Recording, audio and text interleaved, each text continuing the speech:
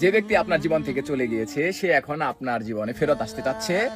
মনে রাখবেন, সে তার স্বার্থের জন্য আবারও আপনার কাছে ফেরত আসতে যাচ্ছে। যদি মনে করেন সে আপনাকে ভালোবাসে, আপনার জন্য কষ্ট পাচ্ছে, আপনার জন্য মায়া হচ্ছে, এজন্য ফেরত আসতে যাচ্ছে, তাহলে এটা ভুল চিন্তা ভাবনা আপনার। সে এমন একজন ব্যক্তিকে বেছে নিয়েছিল যে ছিল আপনার থেকে বেটার। এখন তার কাছে যাওয়ার পর সে দেখতে পাচ্ছে যে সে বেটার ছিল না, বেটার ছিলেন আপনি। এখন যদি তাকে আবারও আপনি সুযোগ দেন, সে আবারও একই কাজ করবে। কিরকম করবে? সে যখন আবারও আপনার থেকে বেটার পাবে তখন আপনাকে ছেড়ে সে চলে যাবে। এখন এই সুযোগটা দেওয়ার কারণে আপনি আবারও ডিপ্রেশন যাবেন, পুরো পরিবার আপনার জন্য কষ্ট পাবে, আপনি নিজেও কষ্ট পাবেন। এখন আপনি ডিপ্রেশনে যাবেন কিনা এটা একান্ত আপনার ব্যক্তিগত ব্যাপার। আরেকটা মজার কথা হচ্ছে, যার ইমান নেই সে হচ্ছে বেঈমান। এইসব প্রতারক ব্যক্তিরা সবসময় বেঈমান হয়। এদের ইমান বলতে কিচ্ছু নেই। এদেরকে আপনার জীবনের সাথে সম্পৃক্ত রাখলে শুধু সারাটা জীবন কষ্টই পেতে হবে। কোনো বেঈমানকে দ্বিতীয়বার সুযোগ না দিয়ে একটু অপেক্ষা করুন, ধৈর্য ধরুন।